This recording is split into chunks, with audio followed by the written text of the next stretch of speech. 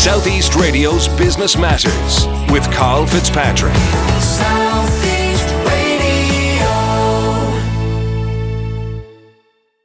Welcome back to Southeast Radio's Business Matters with me, Karl Fitzpatrick. I'm now joined in studio by Tony Larkin, Deputy Chief Executive of Wexford County Council, to provide us with an update on the Council's economic development projects across the county. Tony, good morning and thank you very much for joining us this morning. Good morning, Karl. Delighted to be here. Tony, let's start with Enniscorthy. Last month, it was announced that Opus Fund Services had selected Enniscorthy as the location for their new office in Ireland. This is a fantastic coup for the town, but what clinched the deal for Enniscorthy? Well, we were delighted with that announcement in Enniscorthy, but to be perfectly honest, the council, working with the company and with the IDA, we had shown them all of the various options across the county, and the company themselves picked Enniscorthy. But they particularly liked the town, and they particularly liked the, let's say, its geographical position vis-a-vis Dublin, vis-a-vis the county and so on, and for potential employees to be recruited. So in the round, having looked at the other options available to them, they settled on Enniscorthy. It was a company decision, really. As long as we had them within the boundary of the county, we regarded that as a win. And we were particularly happy that Opus, as you will know from previous conversations, Karl, we're particularly trying to target the financial services industry at the moment, and I think this is a great win for us in this area. And in relation to Enniscorthy Business and Technology Park, what is the current status of that development? Well, the civil works that people can see, if anyone has driven by it in recent times, the civil works are just about finished. So that contract was about putting in the skeleton, if you like, of the business park, the roads and services, lighting and so on. And the next phase then will be to get buildings built on the site. So a developer who plans to invest in the park has already got planning permission for 2 office blocks on the park. Those office buildings are very substantial. They're in excess of 40,000 square feet each. Just by scale for people, if people are familiar with the office building owned by Tom and Paddy Redmond in Gorey beside the Amber Springs Hotel, it will be slightly bigger than that, just by way of scale. And we expect the first building on that, it's not definitively nailed down, but we're very hopeful that project might start before the end of the year, and I suppose realistically it would be probably early 2021 then before the building is completed and on stream. And specifically, what type of businesses are you looking to attract, and what stage are you at with securing these? Would it be cheeky if I said whatever we can get? Okay, but realistically, we're targeting IDA clients and Enterprise Ireland clients who are looking to expand. As you know, the County Council has put in a lot of effort into our property solutions for business, but obviously we don't want to just simply displace existing businesses. So we're specifically targeting new investment or existing companies that want to expand but have property constraints. Now, within the first building, we will be developing our own centre, the equivalent of the Hatch Lab in Gorey, but not in the same business. The Hatch Lab is our digital startup hub, and we're looking in Enniscorthy to have a slightly different model, almost certainly around the kind of hard sciences, prototype testing of new equipment and patents and so on. So we're making some progress in pulling that together. But after that, the rest of the building then will be, if I say, a standard modern office block. So it'll be big open spaces, that would ideally suit a services type industry. And again, we will be open to the financial services industry, but we're really targeting any IDA clients or Enterprise Ireland clients. And if I can shamelessly make a plug, if anyone out there is aware of people interested in that, we would certainly be interested in talking to them, either ourselves or the business owners. The information's on the websites and on the signboards and so on site. And in relation to the Enniscorthy Town Centre regeneration project, what does that entail and what progress has been made on this initiative? That project is moving on. It's been a little bit slower than we thought, but it's a very complex project. You're trying to fit a major project into a very old town, if you know what I mean. So there's a lot of issues there. We have had consultants working on the feasibility study of all that. Well, sorry, feasibility study is the wrong word. More a kind of a plan for how we should go about that for quite a while. That's not completely finalised, but it's just about. And I would say in terms of what the public might expect, we should be able to put forward our proposals with regard to that probably early in the new year, I would say. There's some possibility of it being quicker than that. And before that, there'll be engagement with key stakeholders, property owners and so on. Now, There's 2 or 3 different elements to that project. So there's an element in the Temple Shannon area, there's an element in the castle, the old castle area, and there's also a kind of an urban renewal element that we're planning to fit in around the new flood scheme with the new bridges and so on. It is possible, in fact probable, that those elements may go ahead independently because of timescales. For instance, obviously the work connected with the bridge depends on the flood scheme being pulled together, and in order, I would think it's probable the Temple Shannon one will go ahead first. That one had a lot of airing in Enniscorthy. There were a lot of submissions made to it. We're having regard to those submissions now and trying to see how we can tailor it to meet people's expectations. And we would be engaging, particularly with the new council, which come in since the last election. We'll be engaging with them later this year with a view to moving that plan forward. The tourism project then centred on the castle. I'm going to say that will flesh itself through planning and land acquisition and so on next year, but it's more likely to be the following year before there's actual construction on site there. Now, our next stop is in the north of the county at the M11 Business Campus in Gorey. What level of occupancy is that campus now enjoying, Tony? Yeah, well, realistically, in terms of level of occupancy, the Hatch Lab is going very well. So we have, the number varies from time to time, but the last report I got on that had 27 companies permanently resident in the Hatch Lab, and then there's another cohort of people, 15 to 20 people who regularly use the hot desking, and there's others then who just use it casually. So the Hatch Lab is going quite well. We're currently expanding that. I know you've been there, Karl, but for your listeners, effectively what we have at the moment is kind of one half of the ground floor.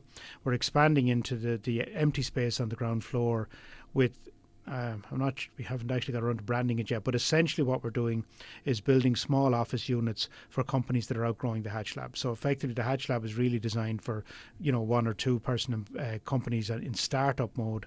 So the first occupants in there will be GrandPad, who announced 50 jobs in Gorey earlier this year. So we were delighted with that. It was our first IDA announcement in Gorey in a long time.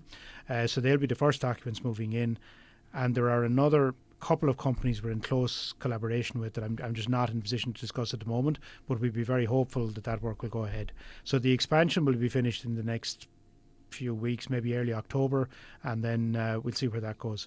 Now, a number of companies are looking at the rest of the building, but they're not nailed down yet, so I'm not in a position to talk about them. But we're actively working with the IDA, and the IDA have been working very actively on that building with us in marketing and getting itineraries through and so on.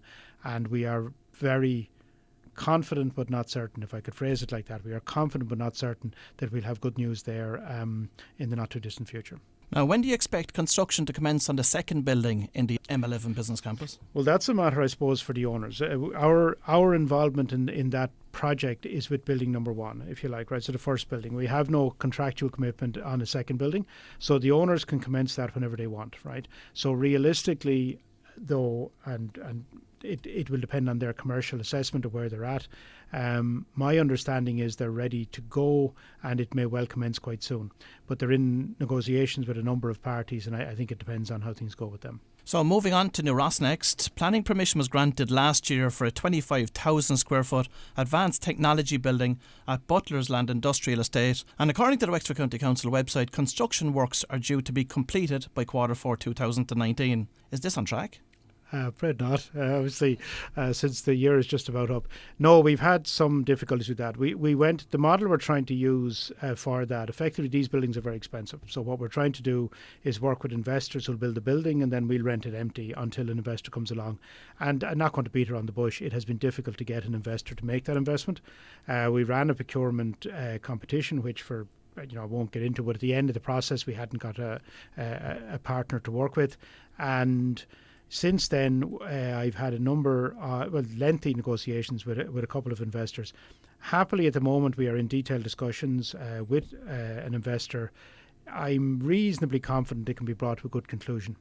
Could I just say as well, that investor would want to be making some design changes. So probably he'll come back. He won't use the planning permissions there. He'll get another one if we go ahead. Now, that's very near the finishing line, but it isn't at it. And you're a man of business, Karl. It isn't done until the contract is signed. So, we are in level there. It has proven probably more difficult than we had expected. And I'm not 100% sure, is that market conditions, is it Brexit, is it what? But there is a kind of a reluctance it's a big investment, and I suppose people have been a bit reluctant. It is one of those things that if it works, it'll be very, very successful for the town, but it is a building specifically designed around one big user. Do you follow me? So I was to try and find the right metaphor, but I mean, at the end of the day, it's one of those it's a big win if we get it, but obviously there's a risk for the investor there as well, so we're trying to balance those risks. I'm hopeful that we'll be able to get a building started, but not I am conscious the timeline is slipping, and believe me, you've been very nice about it, but I have 34 county councillors who remind me regularly that the timeline is slipping, but it is what it is. At the end of the day, for investors, it's a big commitment from them. In terms of the rent we'd have to pay, it's a big commitment from us. So we need to know this is going to work by the time we put the ink on the paper. And any developments in relation to securing tenants for that property? Well, it is been marketed at the moment because it's got planning permission as a site. It is very difficult to get companies to engage with a greenfield site, which is why we started out to get the building built in the first place. So I suppose the short answer is no. We have been part of a number of itineraries how we're having a look around the country for a building, but we haven't got past the first screening stage. Essentially, they're looking for a building already built. There had been a number of those in the country that were available.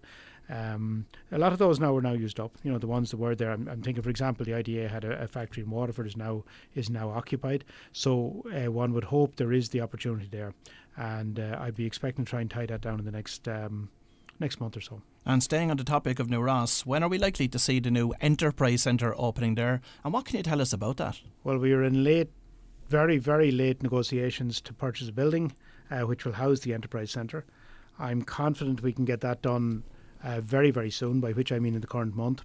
And we'd be expecting an Enterprise Centre will have many elements, right? But we'd be expecting some elements that be open in the first quarter 2020. So realistically, the elements we're looking at would include, say, probably a certain element of incubation for startups. There'll be a training and development element. We're in discussions with the ETB around the possibility of replicating some of the stuff they do in Enniscorthy, and they're going quite well. Now, I hasten to add, in case anyone at the ETB is listening, those are negotiations and we're still in discussions, but they're enthusiastic about it and we're hopeful that'll come through. And then we're also likely to provide some space for companies to rent, that need office accommodation in Gorey. There isn't a whole lot, as you'll be aware. There isn't that much in Gorey, in New Ross. I misspoke there, but in New Ross at the moment. I think that we will have a building open in the first quarter 2020, but some of these elements probably will kick in during the year. It could be the summer before some of them kick in. Now, our final destination this morning is Wexford Town. The council's flagship project for the county is, of course, Trinity Wharf. A planning application was lodged by Wexford County Council with An Bord Pleanála in February of this year. When are you expecting a decision from An Bord Pleanála in relation to this? Well, we've been in the planning process. Where that effectively is at the moment is they've come back with a number of queries they want us to reply to, essentially further information they're looking for.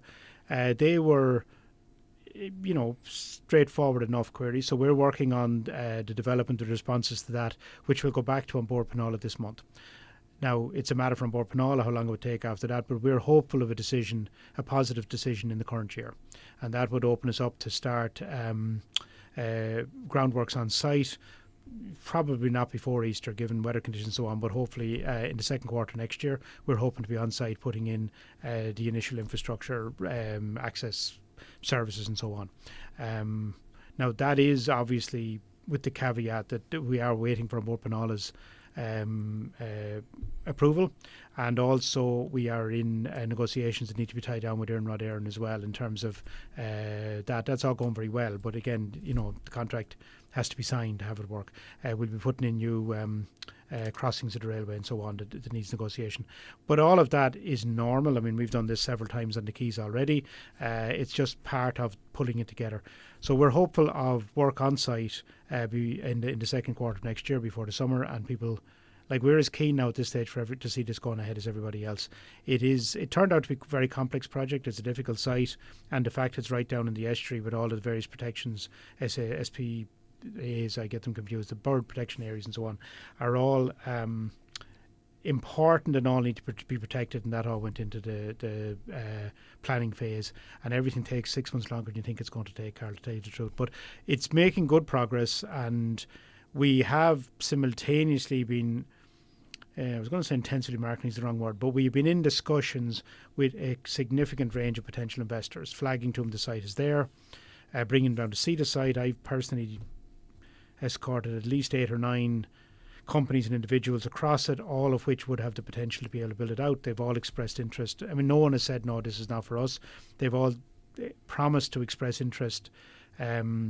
At the time we go, we're going to have to run some kind of a competitive process here. We can't just pluck one and go with them. So we'll have to have some kind of beauty contest to try and pick out a Miss Trinity Wharf. And when we get Miss Trinity Wharf up and going, we can move on. Now, we're very keen to move it on. This is, as you called it, the flagship, I think, a few seconds ago, Karl, and indeed it is. It is, to some extent, we kind of think our other projects are very important, and they're certainly very important in the towns we're doing them. But to some extent, they are kind of steps of a stairs leading to Trinity Wharf. Trinity Wharf is our big project currently on the books, and we're very keen to get it going. So I think 2020 will be the year that makes great progress. And how confident is Wexford County Council that the development will be granted planning permission by An Bord Pleanála? If I was to say to you, we see no reason why it shouldn't be, I would be biased, obviously. I'm not a neutral observer there. But we are very experienced in the planning area. We think it has a very good chance of success, and we're certainly encouraged by the type of questions An Bord Pleanála has asked us, right? They're a lot of them are asking us to respond to various submissions that have been made and so on. They're reasonable questions asked in a reasonable way. So we're hopeful that if we come back with good and comprehensive answers to that, and there's a team of people working on that as we speak, that all the kind of ducks will be lined up for An Bord Pleanála to grant it. But this is a decision for An Bord Pleanála, and I can't preempt that. If they grant it, we'll move ahead straight away, and if they don't, we'll come back and revisit it with a view to making a proposal they can live with. If I could point you to the example, for example, of the Greenway from Wexford out to the Raven, we were very disappointed when An Bord Pleanála weren't able to approve it on submission last year. But we are reworking it now, and we have high confidence that we'll be able to get it through An Bord Pleanála with a modification. And we'd take the same approach to Trinity Wharf. We'll be very disappointed if it's not approved. We think it will be. But if it's not, we'll kind of revisit it and have a look and see how we can amend it to get an approval through. So once planning is approved for Trinity Wharf, what are the significant milestones and timelines associated with this landmark development? Well, we're likely to set the structures up around, I mean, to date it's all been about the planning of the overall master plan, but we'll have to structure ourselves to proceed with the project. Probably that will include, or I know it will include, the creation probably of a management company to manage it, a property management company. We'll then break the project just for sheer practicality. It isn't the kind of project you're going to do from one end to the other all in one go. It'll have to be phased. So we'll break it into a first phase and a second phase. Almost certainly, but the decisions are not final, but almost certainly the first phase will include, say, the hotel element, the first office blocks, the building that the name changes, but effectively the civic building, the exhibition stroke conference space and so on. They'll all go ahead in the first block. The marina, provided we get approval from An Bord Pleanála for the marina, it's out in the waters, and it's we would require approval there. But if everything goes ahead, those elements will go ahead in the first phase, and we're in discussion with a number of if I say experts in this area, on whether that's best offered as one block or whether it's best divided. There is an opinion that we'd be better off dividing, say, the hotel element of it separate from the office element of it. And honestly, we're just taking advice on whichever seems to give us the best prospect of an immediate, of the best prospect in the market is the way we're going to go. My main objective, I suppose, is the office block, because that's my job. But I expect the hotel to make a major contribution to the economy as well. 2019 is not going to be a great year for tourism, but the numbers are still strong, but it hasn't been a stellar year. A lot of people are putting that down to Brexit, and I have no reason to doubt that analysis. But overall, if you look at the trends, tourism has been improving year on year in the county for a long time, and Ireland's overall tourism market is improving year on year, and the overall world market for tourism is growing exponentially. So I think we need to make sure to position Wexford to be able to take advantage of that, and another top-class hotel in the county will definitely do that. So we're keen on them, but you can see that maybe those elements are not, that you could see a person interested in developing and operating a hotel might not want to be involved in the office block as well. So we may offer them as two separate offerings, or we may put them together and offer them as one. But we'll be appointing property consultants and financial consultants to assist us in making those calls before we go to tender in 2020. Southeast Radio's Business Matters with Karl Fitzpatrick. Southeast Radio.